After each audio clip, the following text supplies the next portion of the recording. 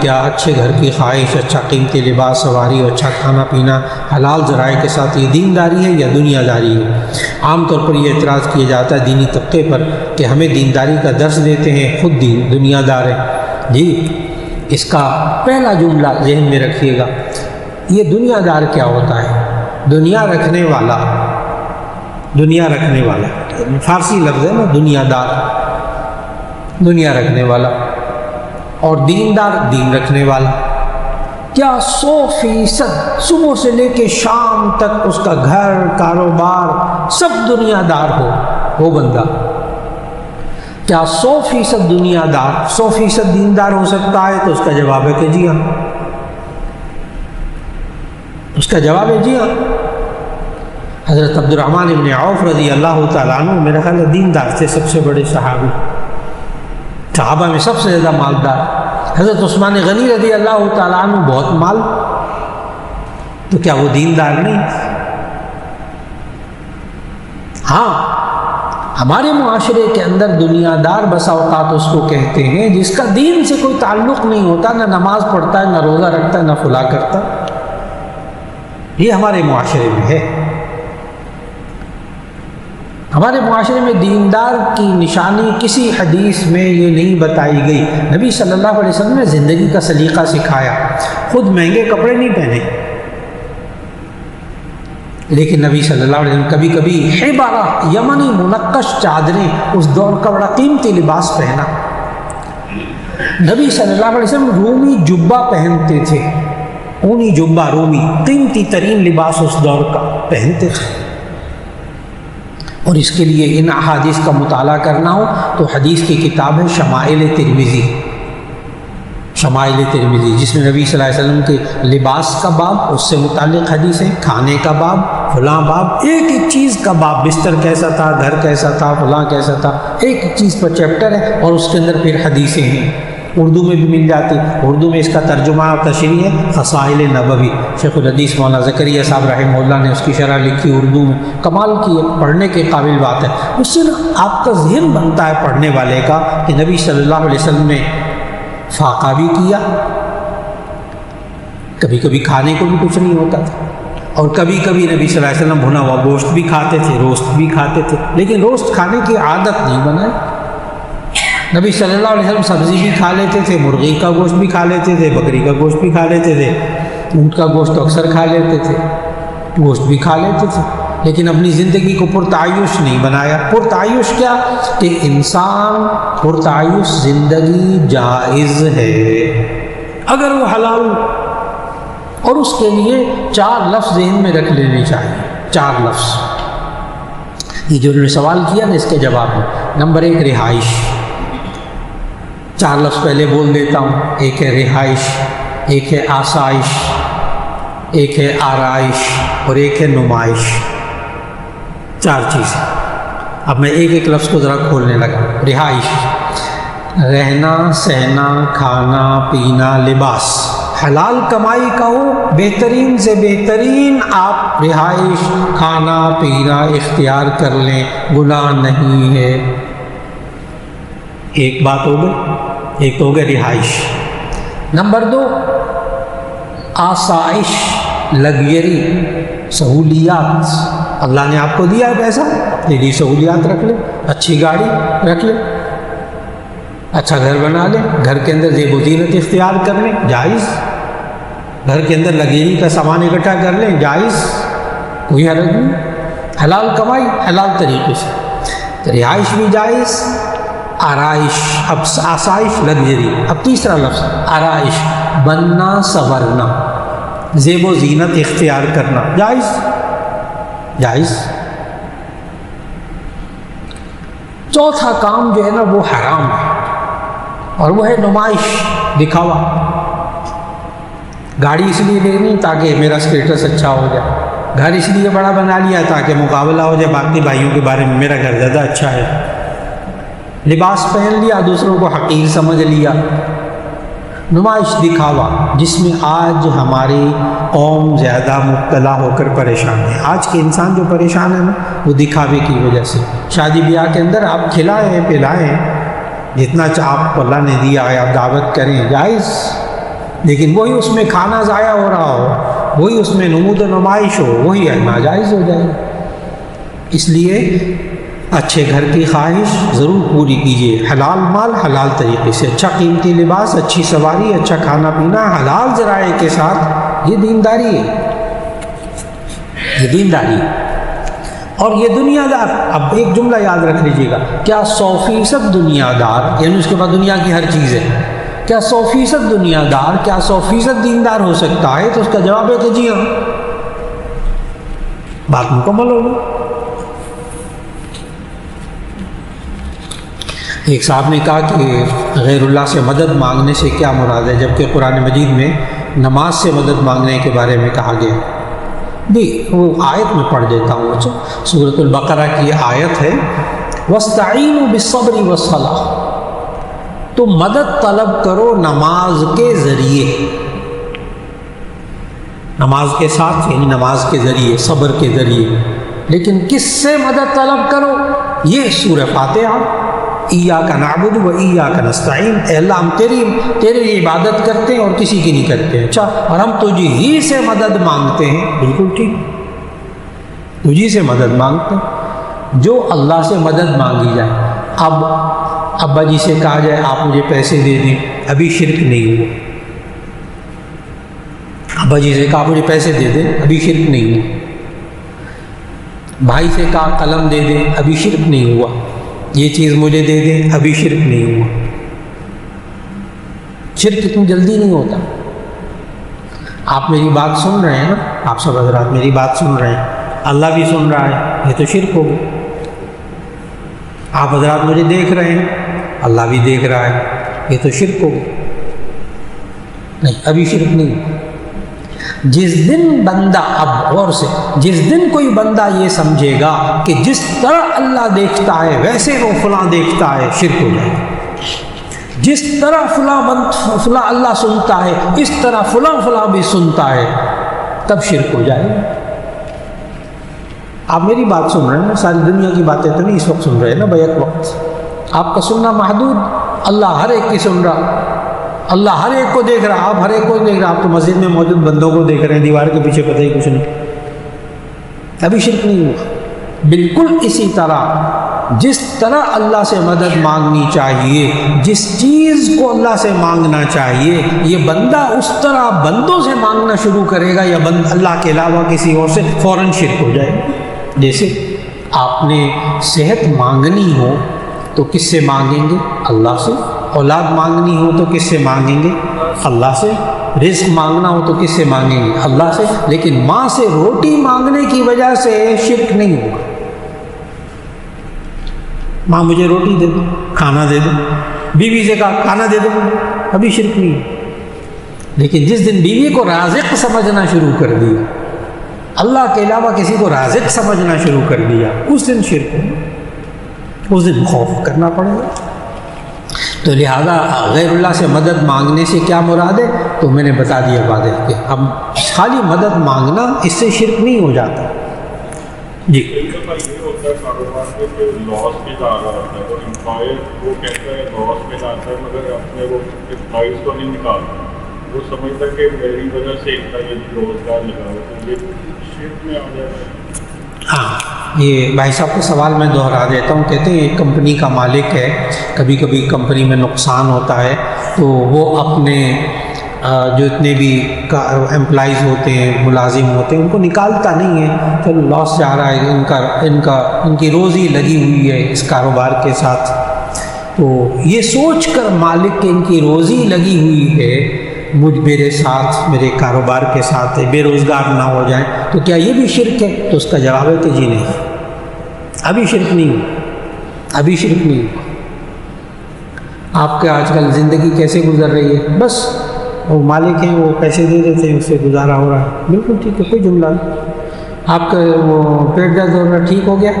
جی وہ کھائی تھی میں نے، دوا کھائی تھی، ٹھیک ہو گیا تھا، ابھی شرک نہیں ہوا۔ لیکن جس دن اس نے دوا کو ہی شفا دینے والا سمجھ لیا، ایمان اس میں ہی ہو گیا، بھائی گلا کیوں خراب ہو گیا؟ وہ میں نے وہ ٹھنڈی بوتل پی لی تھی، یعنی ٹھنڈی بوتل نے گلا خراب کر دیا، کوئی بات نہیں، ابھی شرک نہیں ہوا۔ ابھی شرک نہیں ہوا۔ جس دن اس بوتل ہی پر ایمان رکھا کہ اسی نے مجھے خراب کیا، اللہ نے یہ بھی، بس پھر مسئلہ مشکل ہے۔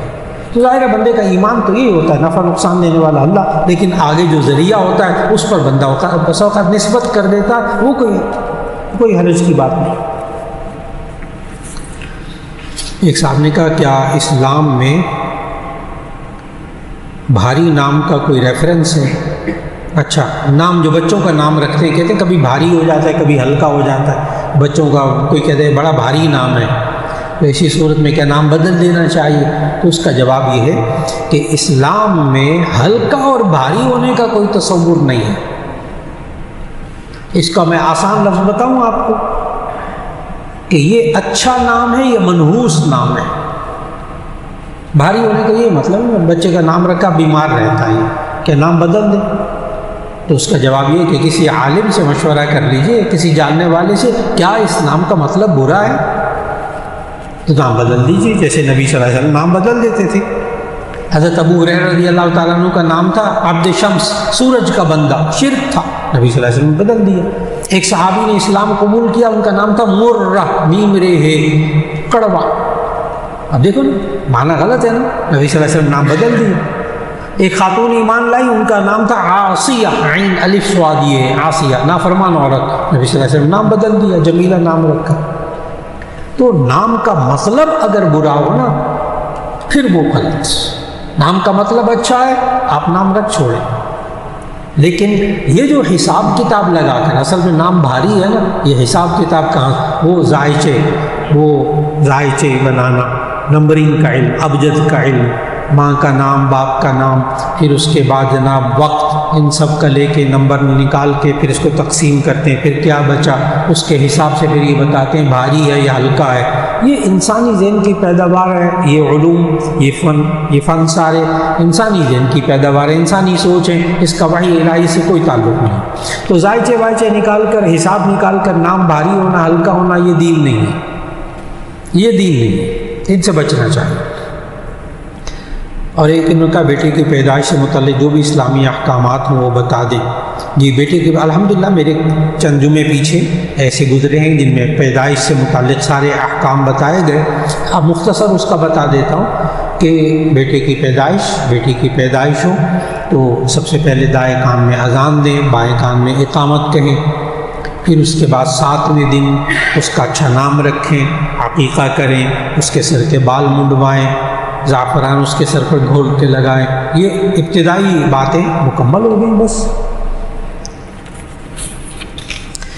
ایک صاحب نے کہا کہ یہ پرانا ہو چکا اس کا کہ کیا پینٹ شرٹ اور ٹراؤزر شرٹ پہن کر واک کر سکتے ہیں؟ جی واک بھی کر سکتے ہیں، اور اگر ٹراؤزر ایسا ہو کہ ہپ جو پولے ہیں وہ ڈھانپے ہوئے تو آپ اس میں نماز پڑھ سکتے ہیں۔ آپ ایسا لباس جس سے ناف کے نیچے سے لے کے گھٹنے کے نیچے تک سطر ہو، ناف کے نیچے سے گھٹنے کے نیچے تک سطر ہو، آپ نماز پڑھیں گے، آپ کی نماز ہو جائے گی۔ ایک بڑا تولیہ ہو نا، بڑا تولیہ، اس کو باندھیں، سر بھی خالی، اوپر قمیض بھی نہیں ہے، نماز پڑھیں، نماز ہو جائے گی۔ مرد کے لیے نماز ہو جائے گی، سطر ڈھانپنا فرض ہے، لیکن خلاف سنت ہوگی جو نبی صلی اللہ علیہ وسلم نے باقی اوپر بدن ڈھانپنے کو بھی کہا۔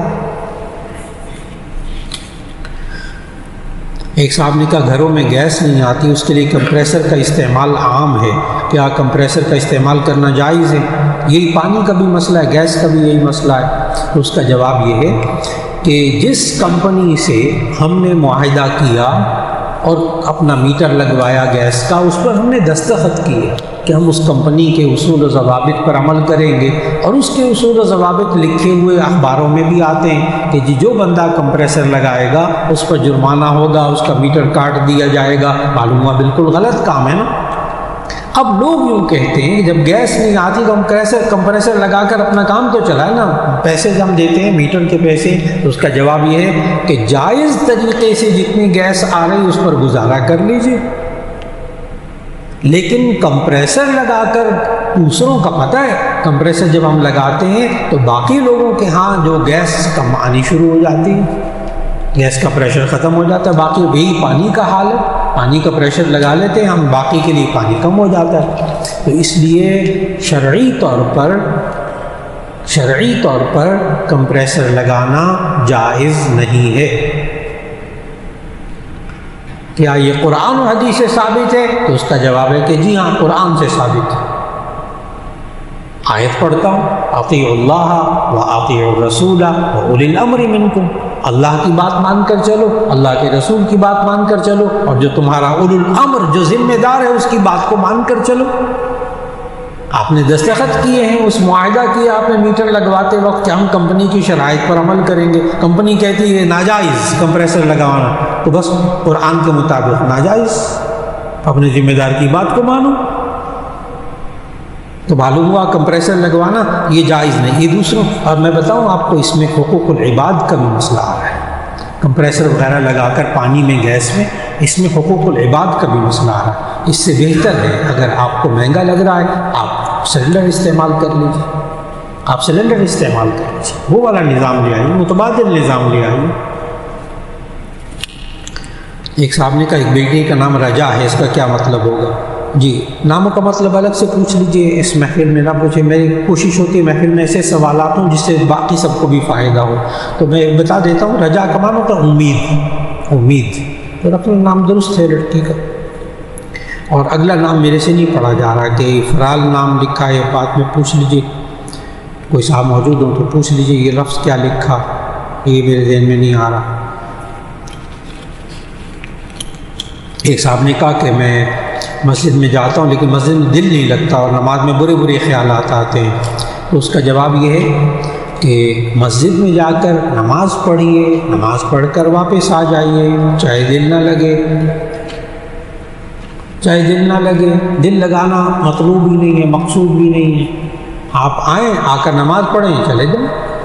مسجد میں دل لگانے کا کیا مطلب ہے کہ انسان پہلے سے آئے، سنتیں بھی ہیں گھر میں ادا کر. نبی صلی اللہ علیہ وسلم گھر میں سنتیں ادا کر کے پھر آتے تھے، نفل بھی گھر میں پڑھتے تھے، فرض پڑھنے کے لیے آتے تھے، اور پھر انسان تلاوت کے لیے مسجد میں کبھی بیٹھ جائے. اس کو لوگ کہتے ہیں دل لگانا.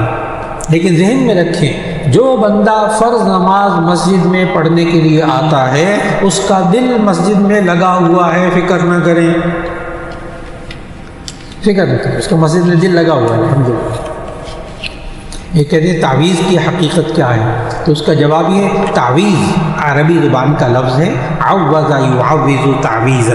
تعویذ کا معنی ہوتا ہے پناہ طلب کرنا. تعویذ کا مطلب بتا، پناہ طلب کرنا. اگر جائز چیزوں سے پناہ مانگی جائے، جائز چیزوں کے ذریعے تو جائز ہے. غلط چیزوں کے ذریعے پناہ طلب کی جائے تو وہ ناجائز ہے. اب میں بات آگے چلاؤں گا. نبی صلی اللہ علیہ وسلم پر جادو ہوا، اللہ تعالیٰ نے معوذتین نازل کی، قل اعوذ برب الفلق قل اعوذ برب الناس. یہ کیا ہے؟ تعویذ. ایک تعویذ کو ہم گلے میں لٹکاتے ہیں، وہ تعویذ کا مراد ہی نہیں ہے. میں نے بتایا تعویذ کا معنی پناہ مانگنا. گلے میں لٹکانا اس کا کئی مطلب نہیں ہے. نہ لکھ کر لٹکائے آیتیں گلے میں. آپ تعویذ تو کریں، تعوذ تو کریں. تعوذ پناہ مانگیے حالات کے تحت.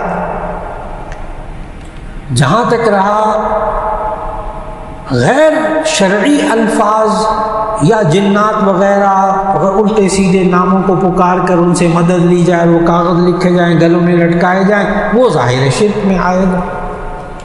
غیر اللہ سے مدد مانگنا. اور اگر کوئی پاکیزہ کلمات دعائیں لکھ کر گلے میں ڈالی جائیں وہ جائز، وہ ناجائز نہیں ہے.